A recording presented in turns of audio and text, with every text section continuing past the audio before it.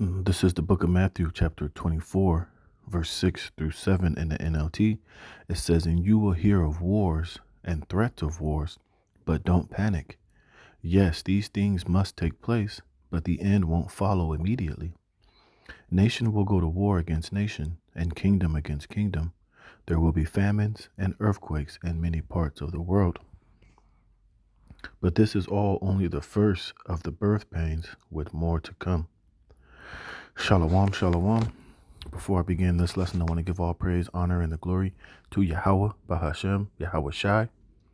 Double honors to the apostles and elders, a great millstone that rule well, and peace and blessings be multiplied on all you brethren, teaching this word in all sincerity and in truth. Shalom to the hopeful elect, the 144,000. I'm the brother Damal Gabar, here with another lesson, Lord willing to edify through the spirit and power of Yahweh by Yahweh Shai. All right, and we're living in the point of where you're hearing of these wars and threats of wars. All right. But we know, a lot of these threats and rumors of war we hear, it's not going to immediately lead to war, because we know that, there's more moving pieces that has to be put in place. But ultimately, we know that this third world war is going to commence. All right. And we see it. It's in its working stages right now, as you see a lot of this tension with the U.S., with the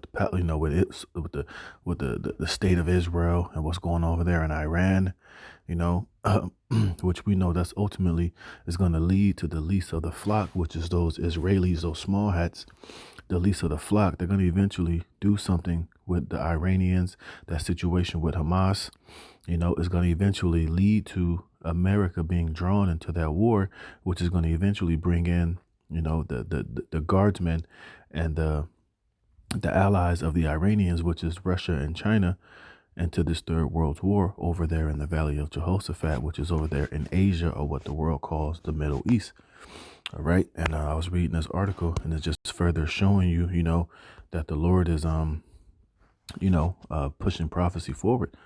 And like scripture says, these things must come to pass. A lot of these people talking about it, Trump, he needs to do what he's doing over there in Ukraine and doing ceasefires over there with, over there with Hamas and Israel. But hey, that's not going to stop, because ultimately Trump's whole presidency and all of his lobby is being run and directed by those small hats. So he's totally in bed, and he's totally controlled by the Israeli lobbyists.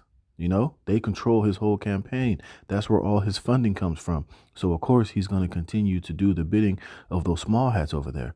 That's why you see him providing further funding for that war. He's going to provide Israel more weapons, and he's going to basically greenlight them and Bibi Netanyahu to do everything that they need to do to continue that ethnic cleansing, and to eventually go to war with Iran. And that's exactly what we want. And that's exactly what the Lord wants. But like I said, a prophecy takes time to happen. Certain particular things got to take place. But we ultimately know through the spirit and through faith that a conflict is going to arise between those small hats and Iran. And it's going to eventually evolve in America, and it's going to eventually draw America into that into that conflict, which is going to, which is going to eventually draw in, Babylon the Great, America, into that conflict. And that's exactly what we need to happen as far as prophecy is concerned, man. All right, so let me get this real fast.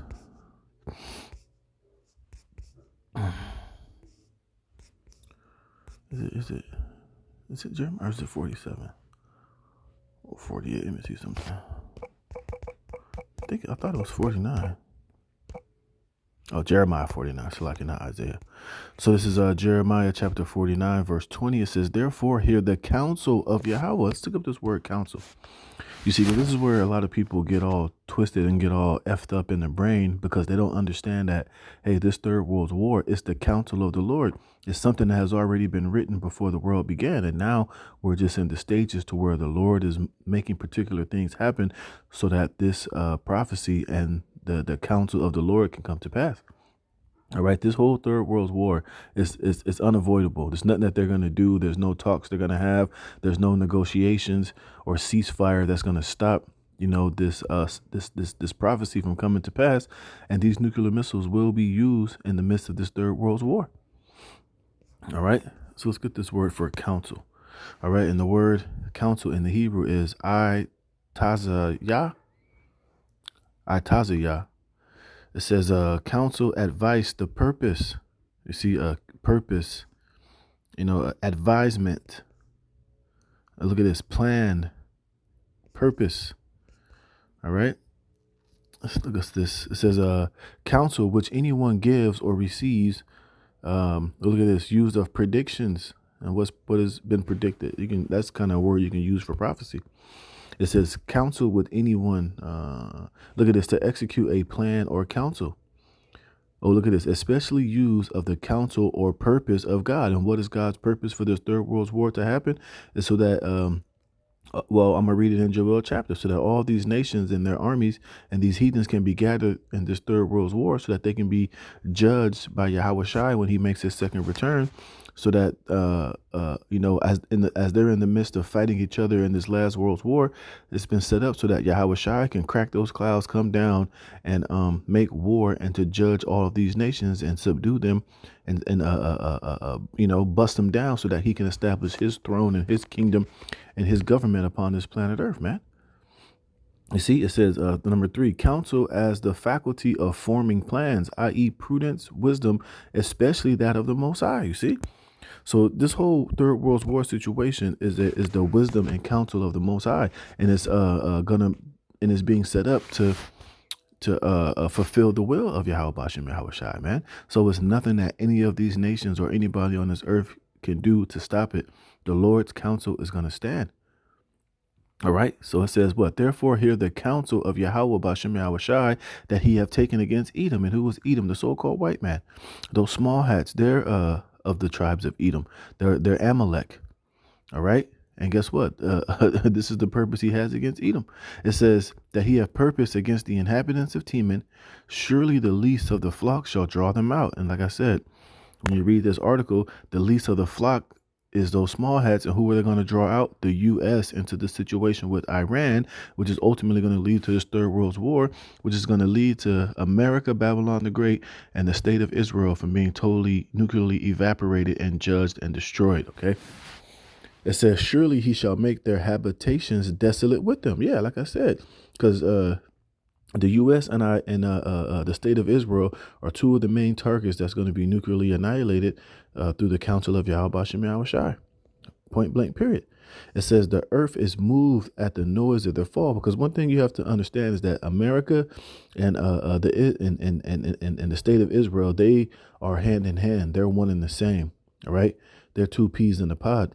They're joined at the hip. You see?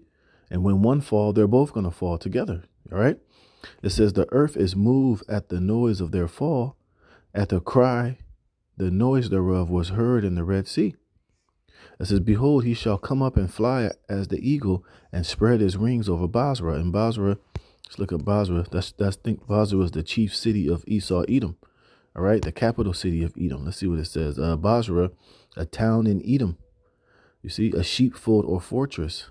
And what is the fortress, or one of the main hubs of the world, is America, which is ran by who? The Edomites. So America is likened unto modern day Basra. All right. It says a town in Edom. All right. Look, Basra, a place in Edom. And spiritually right now, it represents America. You see, it says, and at that day shall the heart of the mighty man of Edom be as the heart of a woman in her pangs. All right. And where's the mighty man of Edom ultimately stands? Here in America. This is the strength, the arm, the power of this man's structure. It comes from the military of America. But hey, when this third world war happens, hey, all the mighty men of Edom and this military, they're going to be like women. And Trump is doing a beautiful job of isolating America from all of his allies, man. So when the day comes to where these nations go to war and they finally shoot these missiles, hey, it's going to be ultimately aimed at America, Babylon the Great. And it's going to be left defenseless. That's why this place is known as the land of unwalled villages. This is why now you're hearing Trump talking about now America needs to equip itself with an iron dome. Maybe they know something that you don't know. Hey, but we know that ultimately there's not going to be any defense against, this nuclear destruction that's coming against Babylon the Great, America. Oh, shit. So let me read some of this article. All right. So it says, this is from Newsweek. It says U.S. and Iran find signs of looming conflict. And what is that ultimate conflict going to be? This third world war. Let me just get it, but I'm going to read it. But let me get into some of this article, man. All right. All right. It says the growing tension between the United States and Iran have sparked fears of a potential military conflict, and the tension is not ultimately between the United States and Iran. It's really between the state of Israel and Iran. But like I said, hey, the U.S. and Israel, especially under the Trump administration, hey, they're one and the same. All right. Now, of course, they're going to put the United States in there because they want to make it seem as if, it's going to be America that's going to ultimately step in and that is being affected. But really, it's those small hats trying to stop Iran. And we know that, the part of the plan of these elites, Iran has always been, one of the countries that don't really have a central bank, or the central bank of these elites don't have, one of their central banks inside of Iran, which is why they've always been looking to conquer and to confiscate and to take control of that land, and ultimately to have a strategic stronghold against Russia, because Iran is a strong ally with Russia. It says has sparked fear of a potential military conflict. Signs indicate that both nations are preparing for a major confrontation with military buildups, strikes, economic sanctions, shows of military force, and diplomatic breakdowns. And this is all being done on the behalf of those small hats, man. Because the one thing we know about Iran, they've always had a very strong military. There's always been an ancient power that was known for their military might. All right. And those small hats know that they can't defeat Iran straight head up. All right. Because Israel, they're really weak without the backing of the West and the funding of America. And a lot of their military power has been given to them by America. But, if they were to fight Iran straight up, they would lose that fight. That's why they have to get the United States involved in this conflict. And then, like I said, it's all being done on the behalf of those small hats over there, man. All right. It says why it matters. The U.S. has been long concerned about Tehran's nuclear ambitions. Remember, it's not the West. America's all the way the fuck over here on the other side of the earth. They're not really in direct, target of Tehran's military. But guess what? Those small hats are.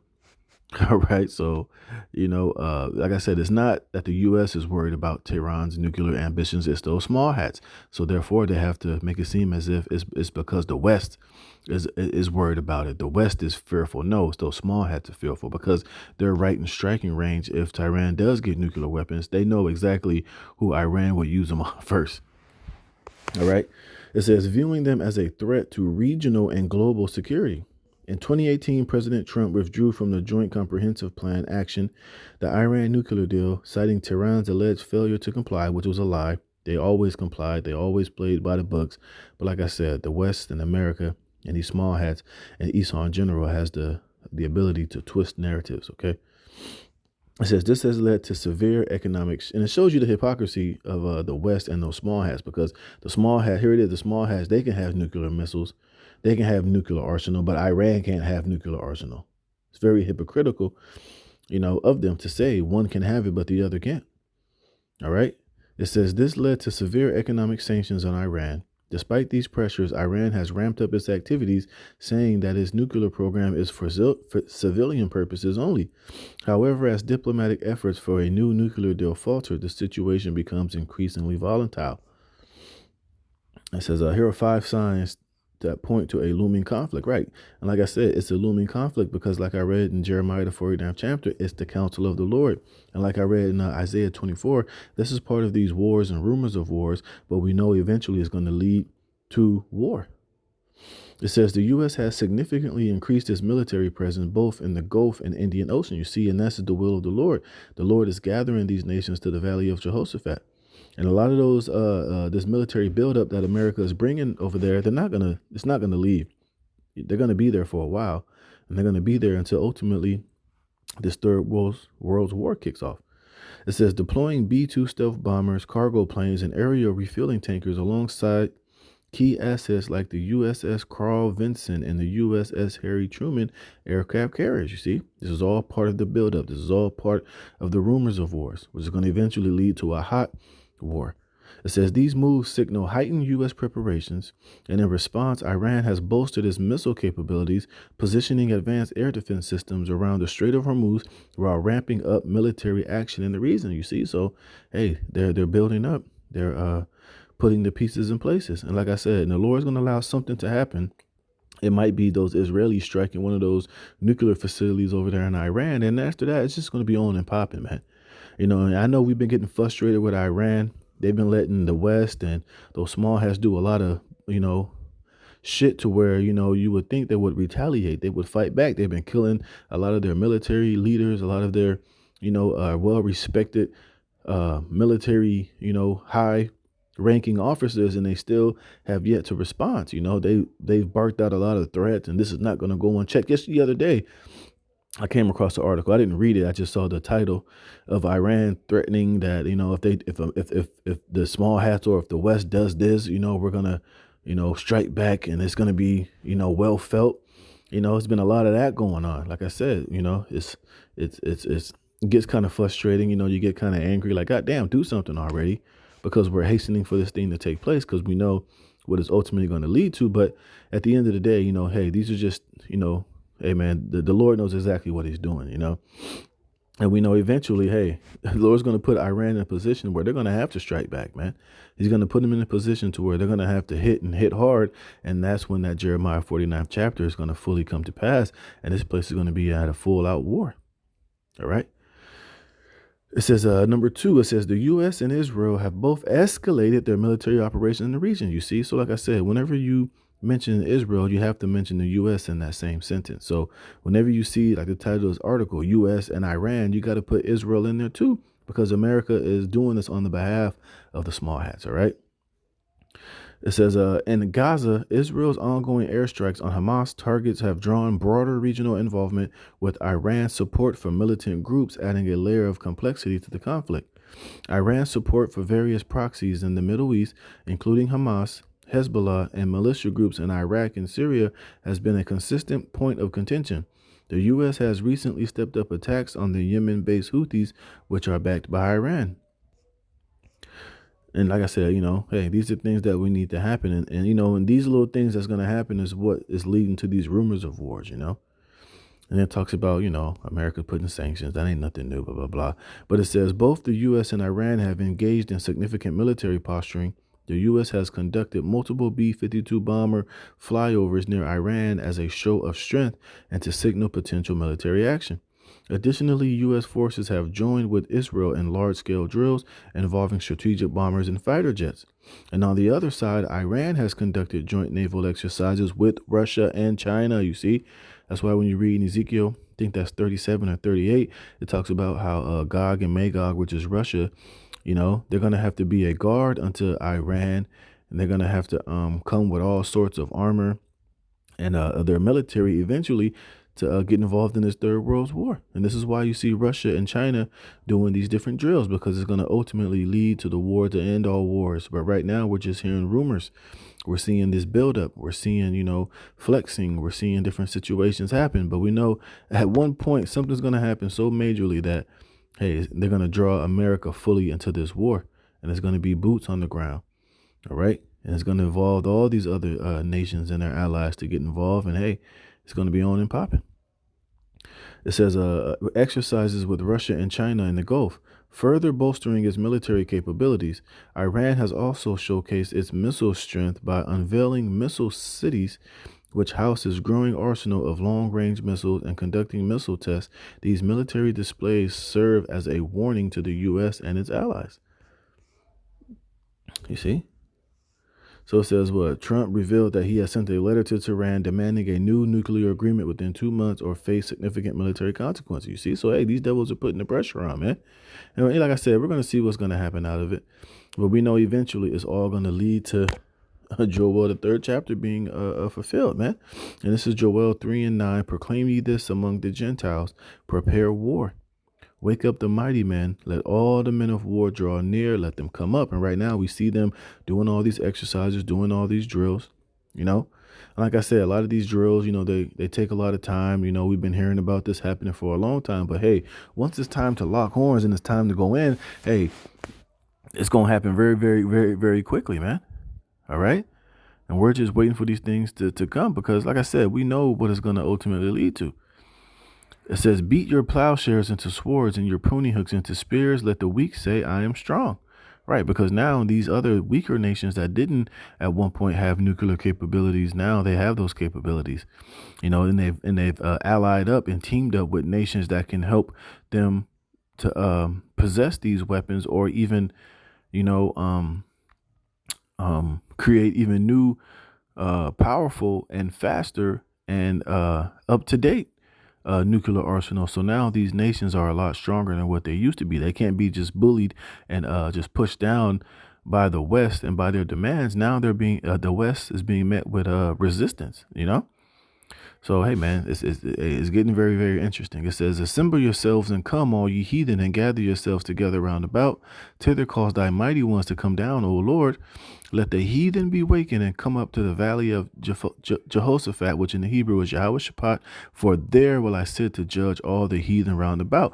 You see, and this is, like I said earlier, why this is the counsel of the Lord, because he's gathering these nations to this situation into this valley so that their armies can be gathered and they can be judged by Yahweh Shai Hamashiach, man. When you read Revelation, the 19th chapter, which I'm not going to go into it, but that's what it's all being done for. It says, put ye in the sickle, for the harvest is ripe.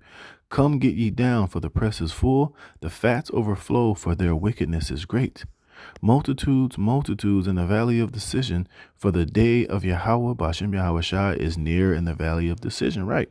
And that's when Yahweh Shai is going to crack those clouds and he's going to come to judge and to make war upon these nations while they're in the midst of fighting and going to war with one another. He tells you that in the Apocrypha. They're going to stop fighting one another and try to fight Yahweh Shai and the angels and the chariots, but they're going to be broken without hand and subdued and beaten into submission. All right. It says, the sun and the moon shall be darkened, and the stars shall withdraw their shining. The Yahweh also shall roar out of Zion and utter his voice from Jerusalem, and the heavens and the earth shall shake, but the Lord will be the hope of his people and the strength of Israel. It says, so shall you know that I am Yahweh, your power, dwelling in Zion, my holy mountain. Then shall Jerusalem be holy, and there shall be no strangers pass through her anymore. Because after that, Yahweh Shah is going to establish the kingdom of heaven, and he's going to, establish the kingdom of Israel, where all these different nations will be subject unto it. And like it says in Luke, the 1st chapter, we're going to be saved from our enemies and from the hands of all of us that hate us. And we're going to be able to serve Yahweh Bashem Yahweh Shai in the kingdom forever and ever without fear, man. Hey, so this counsel of Yahweh Bashem Yahweh Shai is going to come to pass and it's going to stand. And this is just all signs leading to prophecy being fulfilled, man. So with that, Lord willing, this is edifying. I'm going to give all praise, honor, and glory to Yahweh Bashem Yahweh Shai. We're putting the spirit on me to do this lesson. Lord willing, you were edified. Shalom.